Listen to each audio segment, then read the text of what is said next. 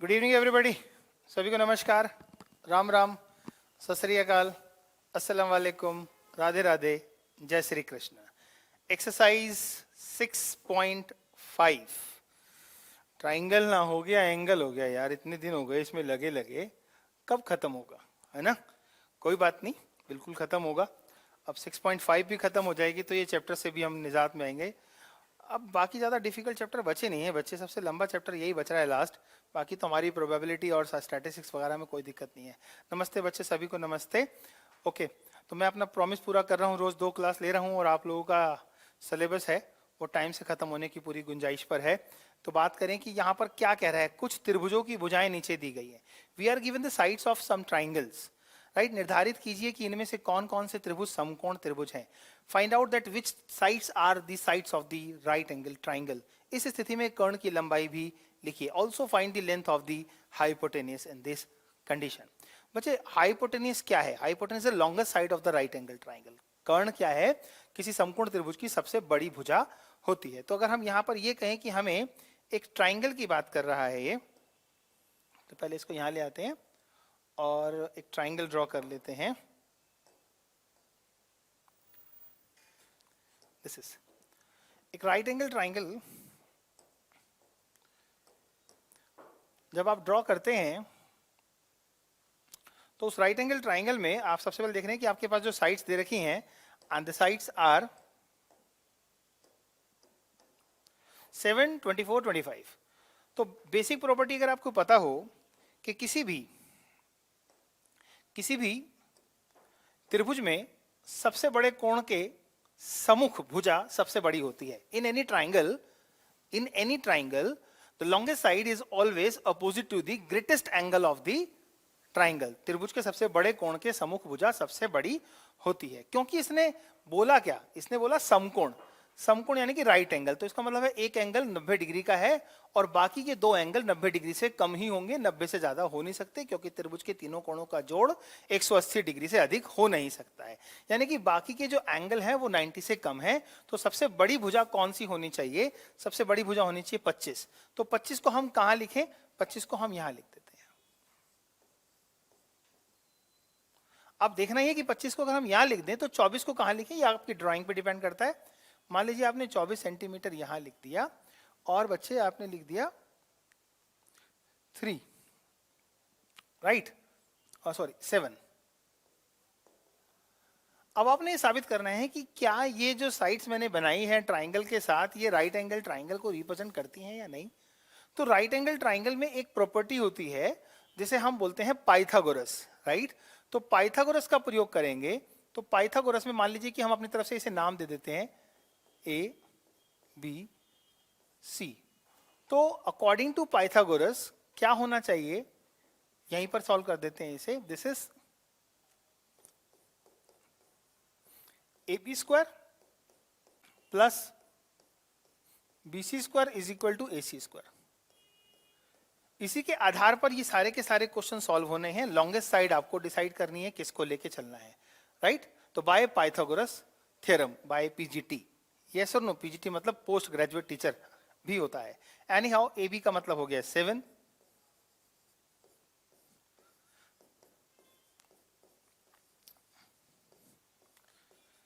क्या हम ये साबित कर पा रहे हैं कि ये जो इक्वेशन है for a right angle triangle, ये किसके लिए है? राइट एंगल ट्राइंगल के लिए है।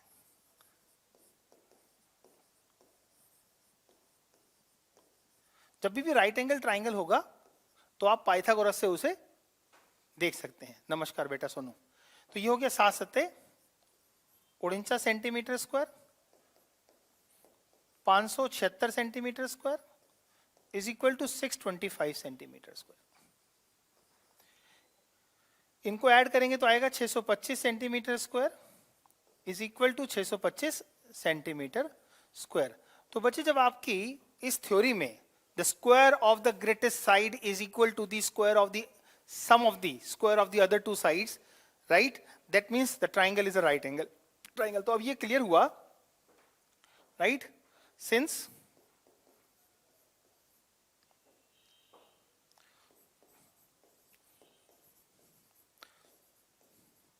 this square of greatest side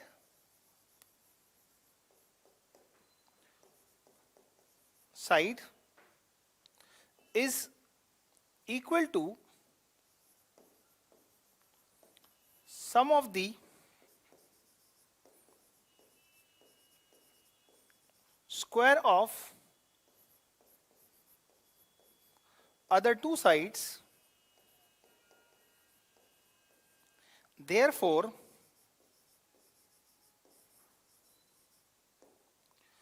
the given sides are the sides of right angle triangle. जैसा कि सबसे बड़ी भुजा का वर्ग अन्य दो भुजाओं के वर्गों के जोड़ के बराबर है, इसलिए यह त्रिभुज एक समकोण त्रिभुज होगा. सो हाइपोटेन्यूस की बात करें, वो लॉन्गेस्ट साइड होती है और उसकी लेंथ 25 सेंटीमीटर होगी. Yes, it is a right angle triangle. तो इसका आपने एक पार्ट सॉल्व किया. फटाफट आप लोगों के सामने जो क्वेश्चन दे रखा है कि सेकंड पार्ट एक राइट एंगल ट्राइंगल है या नहीं है, इसके बारे में आप मुझे बताएंगे. क्विकली फटाफट सॉल्व करें.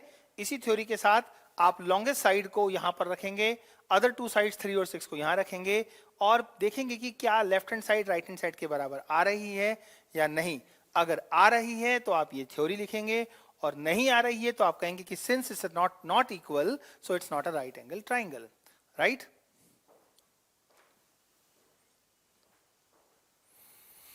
Good evening my dear. No, in second triangle is not a right angle triangle. बहुत बढ़िया, शाबाश.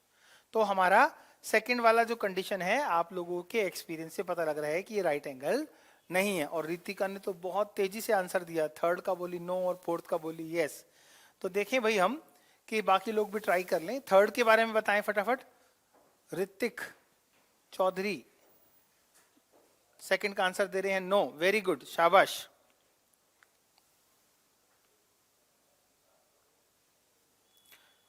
थर्ड का भी आंसर निकालिए, शाबाश.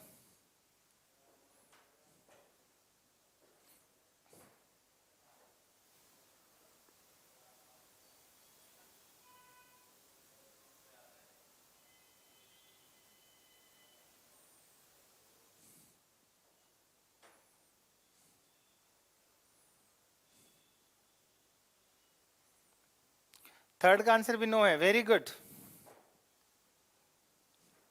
फोर्थ कैलकुलेट कीजिए.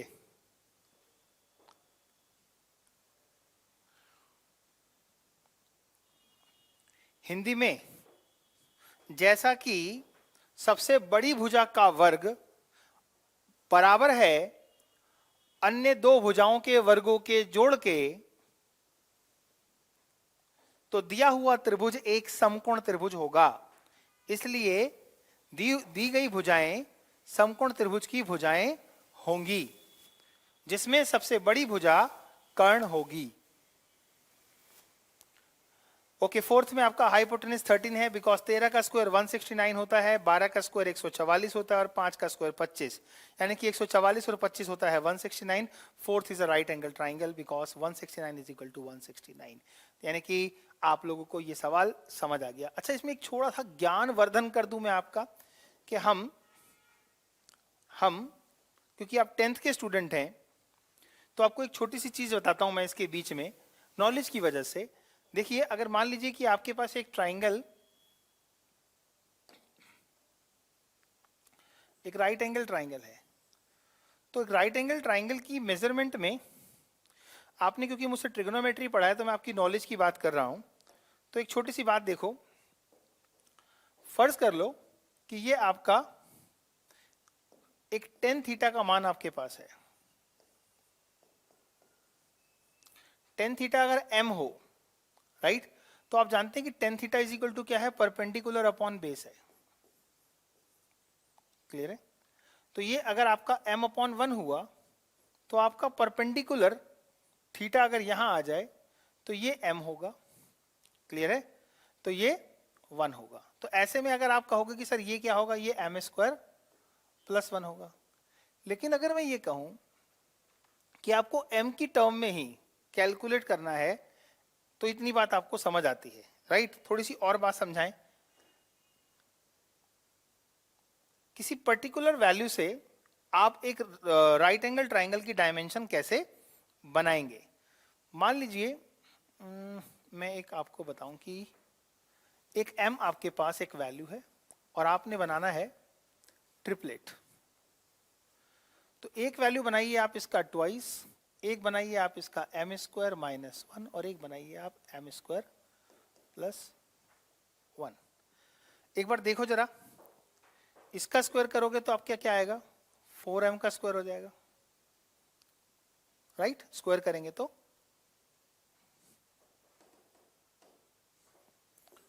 2m का स्क्वायर करोगे तो क्या होगा, 4m का स्क्वायर। इसका होल स्क्वायर करोगे तो क्या होगा, M square plus 1 minus 2m square. और इसको करोगे तो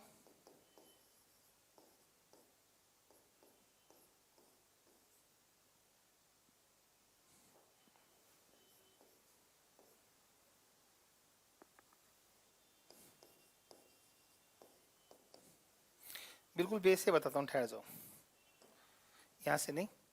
आपने क्वेश्चन देखा होगा कि sec theta plus tan theta अगर m है तो sec theta minus tan theta is equal to 1 upon m होगा। याद होगा ट्रिग्नोमेट्री का एक क्वेश्चन, राइट। तो वो अभी मैं आपको समझाता हूँ क्या। इसको अगर आप सॉल्व कर दें तो ये कट गया, तो 2 sec theta is equal to m plus 1 upon m है। सो सेक थीटा की value is equal to M square plus 1 upon 2m है। सेक थीटा को अगर आप ध्यान से देखें तो सेक थीटा किसके बराबर होता है, राइट। उल्टा कर दें तो 1 अपॉन कॉस थीटा के बराबर होगा, या छोड़ दो इसको भी, तो आप इतनी सी बात कर सकते हैं, sec theta is what, hypotenuse upon base. तो एक राइट एंगल ट्राइंगल में, ये सिर्फ नॉलेज के लिए बता रहा हूं बेटा, हाइपोटेनस की वैल्यू क्या हो गई, एम स्क्वायर प्लस 1 और बेस आ गया आपका थीटा के पॉइंट से, दिस इज 2m। सो ये क्या आएगा, आप वैल्यू कैलकुलेट करना चाहें तो कर सकते हैं। This is equal to M square plus 1 का स्क्वायर माइनस 2m का स्क्वायर का under root. So this is m की 4 plus 1 plus 2m square minus 4m square. This is m की power 4 minus 2m square plus 1 and this is m square minus 1 का whole square and this is m square minus 1। जो बात अभी आपको बताना चाह रहा था वो बेसिकली यहाँ से निकली हुई है, राइट। मुझे मालूम है ट्राइंगल चल रहा है, मुझे मत बताओ स्वप्निल, राइट। ये आपने ट्रिग्नोमेट्री मुझसे पढ़ा है। ये बात मैं ये बता रहा हूँ कि अगर आप किसी नंबर से, मान लीजिए एक नंबर 3 है और इससे आप किसी राइट एंगल ट्राइंगल की 3 साइड्स बनाना चाहते हो तो कैसे बना सकते हो। पहले आप इसका स्क्वायर करो और 1 घटा दो, और या फिर यहां पर आप इसको 2 से मल्टीप्लाई कर दो और फिर स्क्वायर करो प्लस 1 कर दो। तो इस थ्योरी से किसी भी नंबर से अगर आप ट्रिपलेट बनाना चाहते हो तो बना सकते हो। तो ये होगा 3 3 9 में से 1 गया 8, ये हो गया 6 और ये हो गया 10, राइट। तो क्या होता है कि 8 का स्क्वायर प्लस 6 का स्क्वायर बराबर होता है 10 के स्क्वायर के। तो means I want to tell you, आपका M square minus 1 plus twice of M square, ये भी एक ट्रिपलेट और पाइथागोरस को ही रिप्रेजेंट करता है, ये बराबर होता है। तो किसी भी एक नंबर से आपको ट्रिपलेट अगर चेक करनी हो या बनानी हो तो आप इस ऑर्डर में बना सकते हैं। मतलब हाइपोटेनस बनाने के लिए एम स्क्वायर प्लस 1, राइट, और बेस बनाने के लिए 2m और परपेंडिकुलर बनाने के लिए एम स्क्वायर माइनस 1, या इनको वाइस वर्सा भी कर सकते हैं। ये क्योंकि एक राइट एंगल ट्राइंगल की बात चल रही थी इसलिए मैंने आपको ये बताया कि ऐसा करने से आपको एक ट्रिपलेट का भी पता लगता है जो आने वाली एजुकेशन में आपके काम आएगा। हमें यहाँ पे सिर्फ किताबी ज्ञान नहीं देना है आपको, कुछ और चीजों की भी जरूरत है जो आप समझना चाहते हैं, that is practical knowledge for future. अब आओ देखिए कि हमारा सेकंड क्वेश्चन क्या है। सेकंड क्वेश्चन कहता है कि पी क्यू आर एक समकोण त्रिभुज है। P Q are is a right angle triangle जिसका कोण पी समकोण है, which angle P is the right angle. तो बच्चे हमने क्या किया, पी क्यू आर एक राइट एंगल ट्राइंगल बना लिया। इस स्टेज में पी क्यू आर एक राइट एंगल ट्राइंगल एट यहां है, ये क्यू हो गया और ये आर हो गया। अब इसने कहा तथा क्यू आर पर बिंदु एम इस प्रकार स्थित है कि P M perpendicular to Q R है। मतलब हमने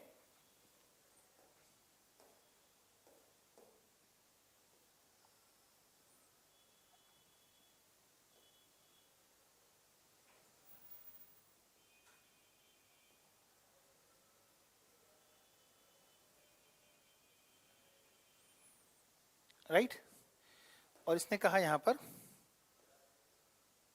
ये इस पे परपेंडिकुलर है, तो ये एक पॉइंट हो गया हमारा एम।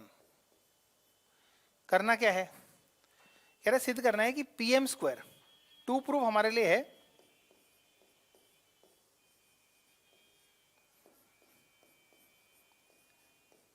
पी एम का स्क्वायर जो है वो Q M into M R के बराबर होगा। क्वेश्चन हम हटा देते हैं और फिर देखते हैं कि ये क्वेश्चन में हमारे पास ये सॉल्यूशन हम कैसे निकाल पाएंगे। देखो बेटा,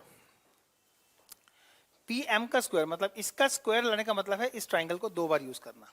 अब साथ में साइड कौन सी है, एक है क्यू एम और एक है एम आर। मतलब इन दोनों ट्राइंगल में अगर देखा जाए तो पी एम रिपीट होगा और क्यू एम और एम आर इन दोनों ट्राइंगल में आएगा। मतलब हमारा ट्राइंगल वन ये हो गया, ये फर्स्ट ट्राइंगल है और ये सेकंड। अगर हम इन दोनों ट्राइंगल को सिमिलर प्रूव कर दें, राइट, अगर हम इन दोनों ट्राइंगल को सिमिलर प्रूव कर दें तो हमारी प्रॉब्लम सॉल्व हो जाएगी। सिमिलर प्रूव करने के लिए क्राइटेरिया लगाना पड़ता है क्या, double A, triple A, right और रॉन्ग। तो क्राइटेरिया लगाने के लिए दोनों ट्राइंगल में आपको दिख रहा है कि एक एंगल तो 90 मिल रहा है एम। मतलब अगर मैं ट्राइंगल पी एम क्यू की बात करूं और पी एम आर की बात करूं तो दोनों में एक एंगल एम जो है वो 90 डिग्री मेरे पास है, क्योंकि ये गिवन है, राइट। 90 डिग्री परपेंडिकुलर है, इसलिए फुट ऑफ परपेंडिकुलर 90 डिग्री का होगा। दूसरा एंगल मैं कैसे करूं, ये मेरी प्रॉब्लम है। तो सेकंड एंगल की अगर मैं बात करूं तो सेकंड एंगल कहां से ला सकता हूं मैं, यहीं पर मुझे आपको समझाना है। दो तरीके हैं समझाने के, बहुत सिंपल। ये एंगल भी क्योंकि राइट एंगल ट्राइंगल होने की वजह से हमारे पास 90 डिग्री का है, तो हम इसे थोड़ी देर के लिए एंगल, क्योंकि अब 10th क्लास के स्टूडेंट है तो मैं इसको अगर ये कहूं कि ये एक थीटा एंगल है तो ये 90 माइनस थीटा होगा।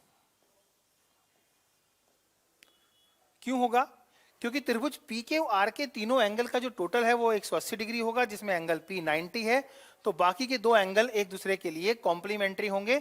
मतलब एक थीटा होगा तो दूसरा 90 माइनस थीटा होना चाहिए।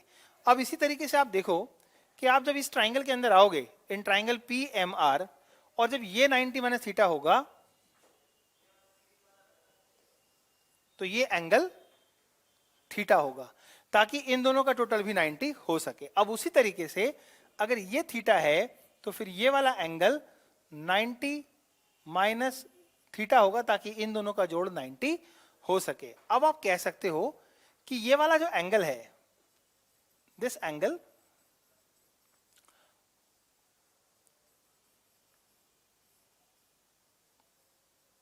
Of triangle P Q M is equal to this angle.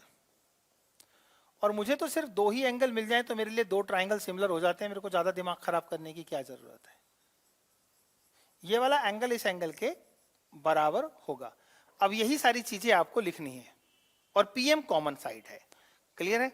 तो पीएम कॉमन साइड है तो पीएम ही तो स्क्वायर में अपने आप आएगी जब दो बार हम उसको कॉरस्पॉन्डिंग में यूज करेंगे। तो आइए समझते हैं। सर ट्राइंगल बहुत अच्छे से समझ आ गया है, बहुत बढ़िया, थैंक यू बेटा। अब जरा हम समझ लें कि इन ट्राइंगल पी के आर सॉल्व करते हैं। टू प्रूफ मैंने वहां लिख दिया है, यहीं से शुरू करते हैं solution.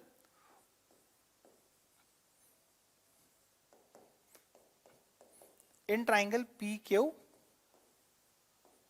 Are, angle P plus angle Q plus angle R is equal to 180 degree होगा, जिसे हम बोलेंगे एंगल सम प्रॉपर्टी।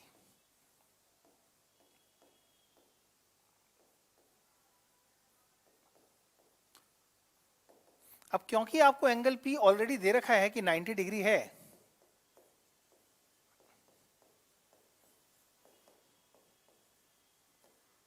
तो angle Q plus angle R is equal to 180 degree minus 90।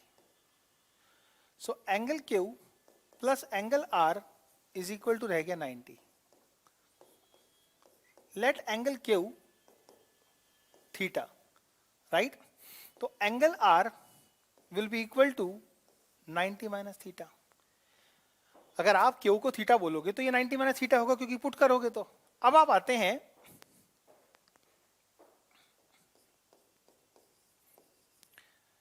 In triangle PRM, in triangle PRM आप बोलेंगे angle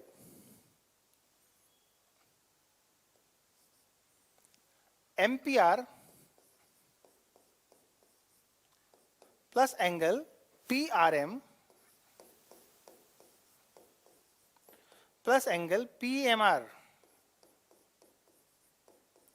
is equal to 180 degree.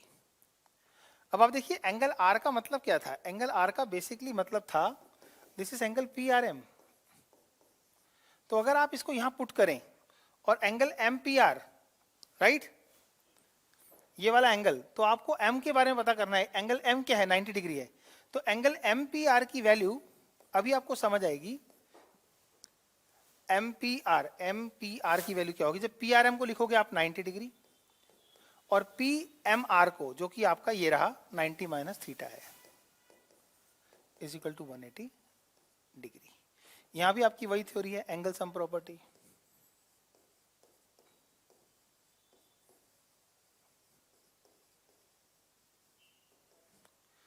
बड़ा important question है बेटा ये। बराबर हो गया 180 डिग्री माइनस 180 डिग्री प्लस ये वहां जाएगा तो थीटा होगा, ये कैंसिल हो गया। तो एंगल MPR बराबर हुआ थीटा या इज इक्वल टू हुआ ये एंगल PQR के। मीन्स आपने इस एंगल को इस एंगल के बराबर प्रूव कर दिया। इतने से ही काम चल जाएगा, ज्यादा मेहनत करने की जरूरत नहीं है, राइट? तो अब देखें क्या है। तो इन ट्राइंगल, इसको इसके हमने प्रूव करना है सिमिलर, तो हम चलते हैं सिमिलैरिटी के लिए। अब इतना ही बहुत है हमारे लिए, right? In triangle PQM and triangle PRM, आप देखोगे कि आपका जो एंगल M है वो एंगल M के बराबर होगा, and that is equal to 90 degree. Means given है, ये गिवन है आपको, ये 90 डिग्री है।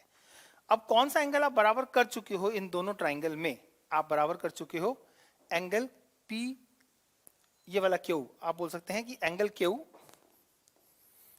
Q जो कि थीटा है, वो आप बराबर कर चुके हो एंगल P के, मतलब इसके एंगल P के,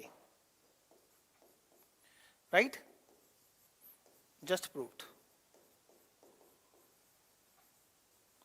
ऐसा करने से क्या हुआ? So by double A similarity criteria,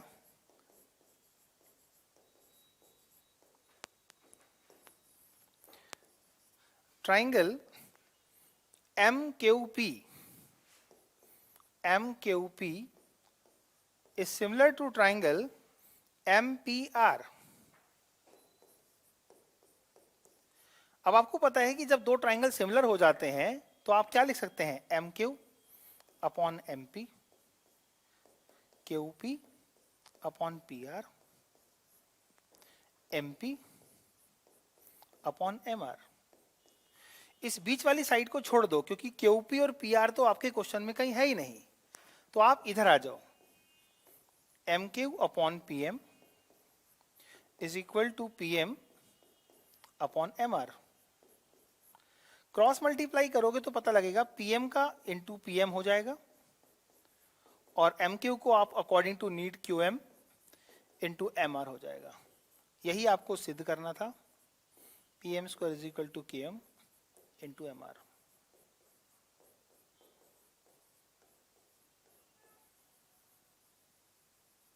Hence proved.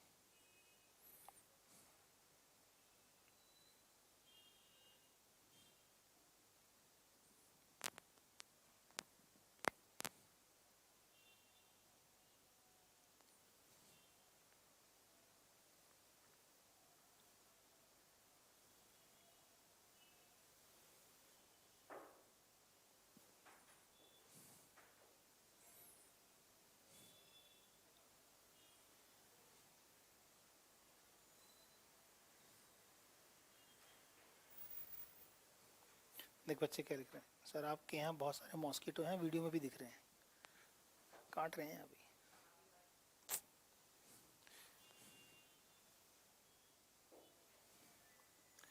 हो गया crystal clear? Okay, next question पे चलते हैं। आई होप समझ, दोबारा बता दो सर। कुछ नहीं करना है बच्चे, आपको सिर्फ एक ही बात समझनी है कि इन दो ट्राइंगल में पीएम कॉमन है और पीएम दो बार आ रहा है, तो इसका मतलब है पीएम गुणा पीएम। तो पीएम को दो बार लेने के लिए सिलेक्शन ऑफ ट्राइंगल का मतलब इस ट्राइंगल को इस ट्राइंगल से सिमिलर प्रूव करना है। जब दो ट्राइंगल्स को सिमिलर प्रूव करने की बात आएगी तो सबसे पहले समझ आएगा सिमिलर प्रूव करने से पहले दो एंगल बराबर होने चाहिए। पहले आपको साफ पता लग रहा है कि ये एंगल 90 और ये एंगल 90, मतलब थोड़ा सा काम तो हमारा हो रखा है। बस इतना सा काम समझना है कि और कौन सा एंगल किस एंगल से सिमिलर मतलब इक्वल हो सकता है।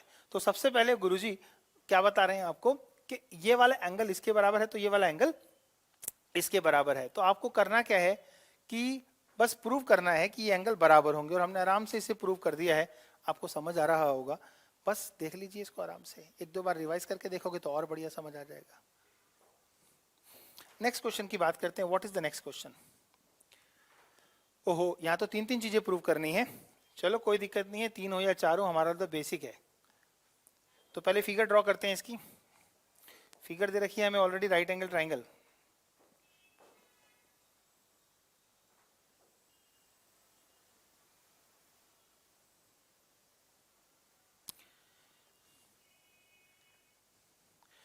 इस फिगर में A B D, this is A B and this is D and a perpendicular drawn। अभी लैंग्वेज देखते हैं, टेंशन ना लें।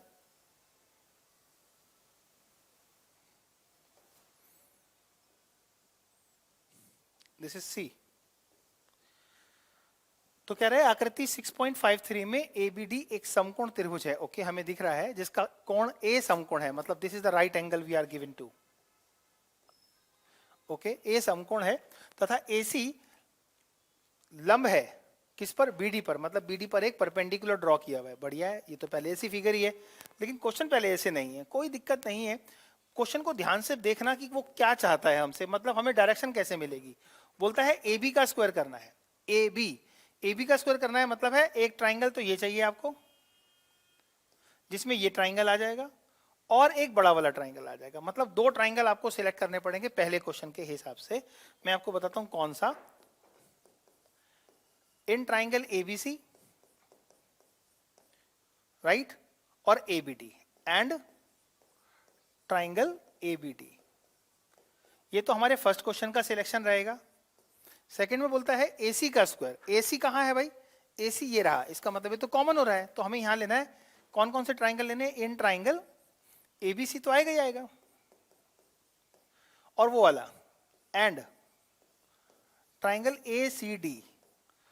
तीसरा केस जो हमें बता रहा है कि किसका स्क्वायर है? AD का स्क्वायर है। कहां है AD? ये रहा।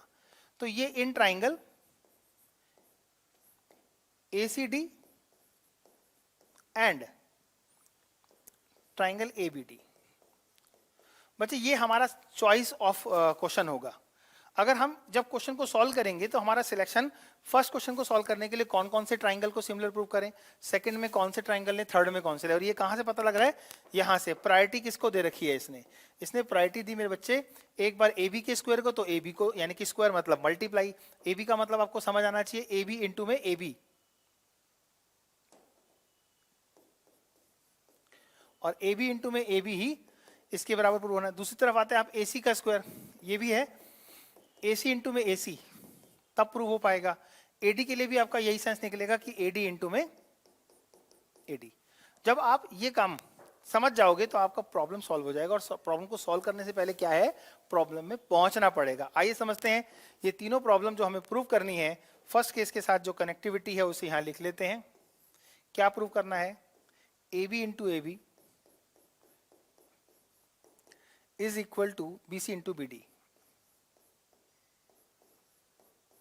दूसरे के साथ जो कनेक्शन है वो है AC into AC and that is BC into DC। और तीसरे की बात अगर हम करें तो AD इंटू में AD, that is equal to BD into में CD। आओ चलो मैं आपको ले चलूं इस क्वेश्चन के सॉल्यूशन तक, और आप देखना भी आपको मजा आएगा जब मैं आपको ये क्वेश्चन सॉल्व करवाऊंगा। बेस आपने पकड़ लिया है क्वेश्चन का, तो क्वेश्चन भी आप पकड़ा जाएगा बिल्कुल आराम से। तो फर्स्ट पार्ट को कैसे प्रूव करेंगे, तो मैं आपको थोड़े में ज्यादा समझाऊं कि ये वाला 90 है, तो ये वाला अगर थोड़ी देर के लिए थीटा होगा तो ये वाला एंगल 90 माइनस थीटा, उसकी वजह से ये वाला एंगल थीटा होगा और ये वाला एंगल 90 माइनस थीटा होगा। इस चीज को हम पहले प्रूव कर लें, क्योंकि कौन सा एंगल किसके बराबर क्यों हो रहा है, उसके बाद ये आपको आराम समझ आएगा। Sir this question is very simple. अब सिंपल तो लगेगा ही, क्योंकि आपको बात समझ आ गई है कि क्वेश्चन को पकड़ते कैसे हैं। तो चलिए, सर मेरे समझ में नहीं आ रहा तो आराम से देख सोनू, अभी समझ आएगा मेरे बच्चे। देखते हैं कैसे सॉल्व करना है। आइए सबसे पहले बात करते हैं इन ट्राइंगल ABD। तो फर्स्ट पार्ट को प्रूव कर रहे हैं हम।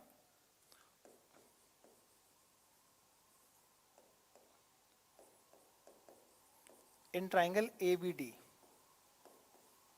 Right, let angle B is equal to theta, right, और एंगल A हमारे पास ऑलरेडी है 90 डिग्री, ये गिवन है। अब angle A plus angle B plus angle D is equal to होगा 180 डिग्री, और रीजन होगा वही एंगल सम प्रॉपर्टी।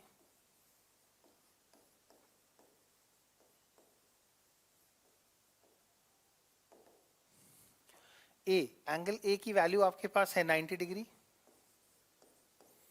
B की वैल्यू थीटा आपने मान ली, और D की वैल्यू आपको पता नहीं।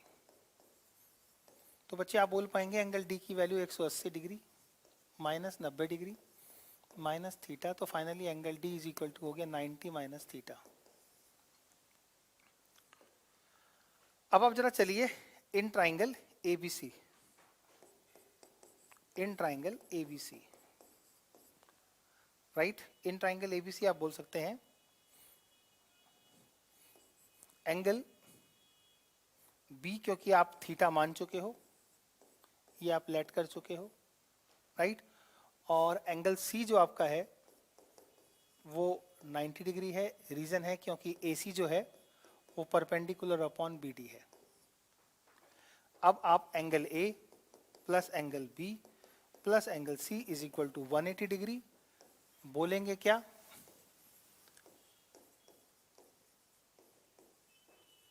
Angle sum property. इसके हिसाब से एंगल ABC, A की वैल्यू नहीं पता आपको, B की वैल्यू थीटा रखी, C की वैल्यू आपको 90 मालूम है, राइट। तो एंगल ए किसके बराबर हुआ? तो angle A is also equal to 90 minus theta. अब आप देखेंगे कि आपका एंगल डी जो है वो भी 90 माइनस थीटा था, तो यहां आप कह सकते हैं क्या? एंगल ए मतलब B A C, angle B A C is equal to angle A D B is equal to है 90 माइनस थीटा। ये हमने प्रूव कर दिया, राइट। और क्या प्रूव करना था? अब इसमें आते हैं, in triangle A C D, in triangle A C D angle D आपके पास है 90 माइनस थीटा, एंगल सी आपके पास है 90 डिग्री। आप देखेंगे angle A plus angle D plus angle C is equal to 180 degree. यहां भी होगा आपका एंगल सम प्रॉपर्टी,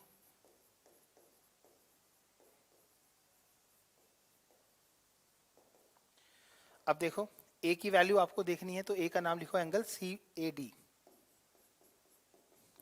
डी की वैल्यू आपको पता है 90 माइनस थीटा है, सी की वैल्यू आपको पता है 90 डिग्री है, और ये 180 degree.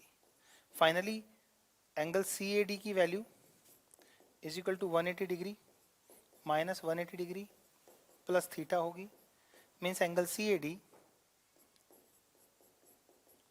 Is equal to theta, और थीटा आप लेके चल रहे थे एंगल बी को, यानी कि angle B A D is equal to angle B A D.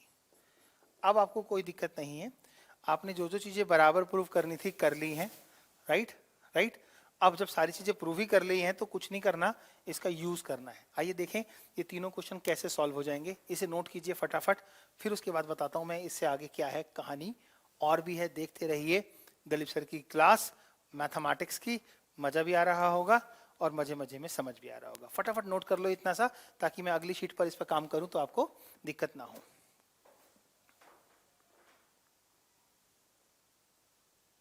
Done, very good. समझ आ गया रितिका? इतना समझ आ गया है?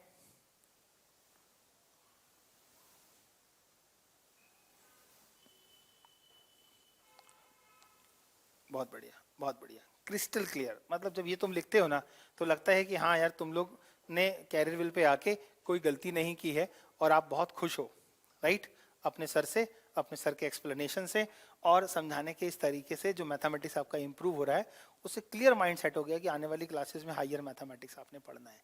Yes sir, done, okay. अब मुझे भी आ गया, ओके, बहुत बढ़िया, राइट।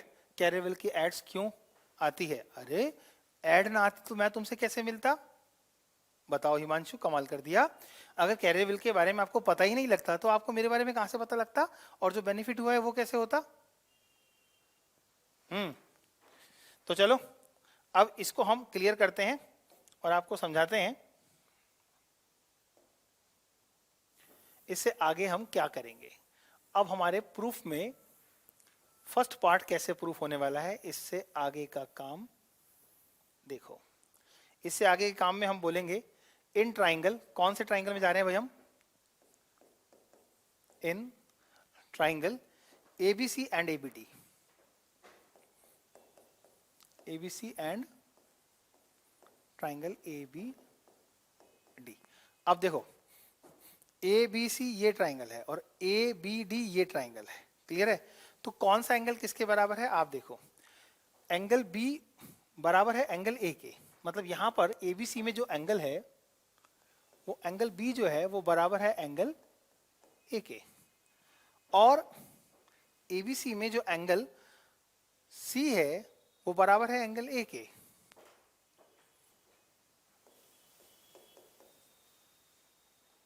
सॉरी, एबीसी में जो एंगल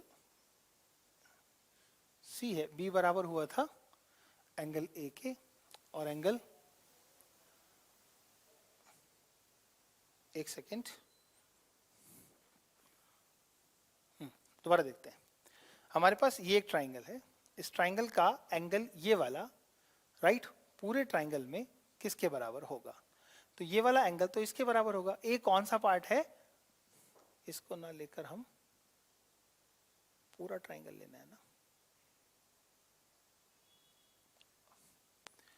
तो बी तो कॉमन हो गया, यस। एंगल बी, दोनों में एंगल बी बी के बराबर होगा। ए बराबर होगा, एक second, yes, angle A is equal to angle D, और एंगल बी एबीसी का बी और एबीडी का बी बराबर होगा बी के। अब यहां ए बी आ गया तो एंगल सी बराबर होगा किसके, डी आ गया, बी आ गया तो ए के। ये ऐसे होगा, right. Now so by double A लगा लेते तो भी काम चल जाता, आप ट्रिपल ए लिख लो।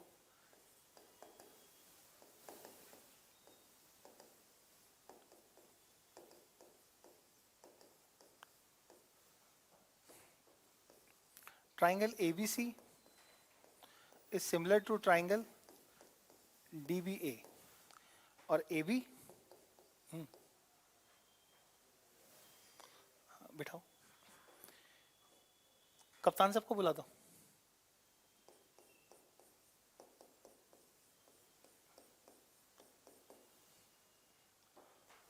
Is equal to AC upon AD, right. अब देखिए आपको क्या प्रूव करना है, आपको तो मल्टीप्लाई करना है ना AB को AB से, AB को AB से, तो आप इसको छोड़ दीजिए, इनसे देखिए आप AB upon BD is equal to BC upon AB, cross multiply कर लें, बराबर क्या हुआ BD इंटू में BC। क्या यही प्रूव करना है, BD इंटू में BC, yes. So hence proved what, AB square is equal to BC into BD। फटाफट नोट करो, फटाफट नोट करो।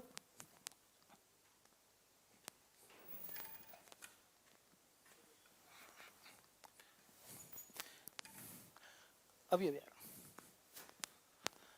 आ जाओ। So now it is clear कि हम प्रूव करने से पहले जब तक ये प्लान नहीं करेंगे कि हमें प्रूव करना क्या है, तब तक हम मूव भी नहीं कर सकते। तो हमने देखो 3 क्वेश्चन दिखने में क्या लग रहा है, सबसे खतरनाक चीज, जब मैं छोटा था ना तो मुझे इन प्रूविंग में इतना डर लगता था, तो उसका डर का एक ही कारण था, यार कोई बताता ही नहीं था शुरू कैसे करना है। शुरू करना तो सिखा दे कोई, तो शुरू करना कैसे समझ आया आपको, कि जब मेरे सामने क्वेश्चन आया, राइट रॉन्ग, जब मेरे सामने ये क्वेश्चन आया तो उस समय मैंने सबसे पहले देखा कि यहाँ AB का स्क्वायर लिखा है, तो AB का स्क्वायर लिखा है तो इसका मतलब ये हुआ कि मुझे AB के स्क्वायर में AB का मल्टीप्लिकेशन दिखाई देता है, और इसकी वजह से मुझे ये चीज क्लियर हो गई क्या, कि AB का मल्टीप्लाई कब हो सकता है, जब AB एक बार यहाँ जो कि इस ट्राइंगल में है, और AB दूसरी बार अगर मैं देखना चाहूँ तो इस ट्राइंगल में। अगर ये थ्योरी आपको समझ आ जाती है कि ऐसा सिलेक्शन करा जाता है, ठीक उसी तरीके से आपको देखिएगा सेकंड क्वेश्चन कैसे पूछा। उसने पूछा AC into AC is equal to BC into में DC, इसको छोड़ दो। देखो AC और AC को 2 बार कैसे ले सकते हो, कौन सा ट्राइंगल है जहां पर AC आपको मिलेगा, AC मिल गया आपको ये वाला, राइट। और दोबारा से AC आपको देखना, तो भाई ये तो इस तरफ भी है और उस तरफ भी है, क्लियर है। तो AC का मल्टीप्लीकेशन आपने AC से ही करना है, तो AC 2 बार मल्टीप्लाई करने के लिए जब ये इस तरफ भी है उस तरफ भी है, तो इसका मतलब है ये वाला ट्राइंगल और ये वाला ट्राइंगल। अगला क्वेश्चन सॉल्व करने के लिए मैं कप्तान से मिलवाना है, तो इन दोनों ट्राइंगल को यूज करूंगा, राइट। और थर्ड पार्ट डेफिनेटली ब्रेक के बाद, राइट और रॉन्ग, हम बात करेंगे इसी से आगे। तब तक के लिए आप मस्त रहें और कोशिश करें अपनी कॉपी पे कि क्या इससे आगे अगली जो 2 प्रॉपर्टी प्रूव करने की है वो मुझे करवाने की जरूरत पड़ रही है या आप कर सकते हैं। 15 मिनट बाद दोबारा मेरी क्लास आपके साथ है, तो 15 मिनट में आप ये डिसाइड कीजिए कि जब मैं आऊं तो आप इसे मुझसे कंटिन्यू करवाएं या ये कहें कि सर अगला क्वेश्चन, राइट। तब तक के लिए बने रहें इसी क्लास में, and after the break of 15 minutes we are meeting in the next class. God bless you, thank you, take care.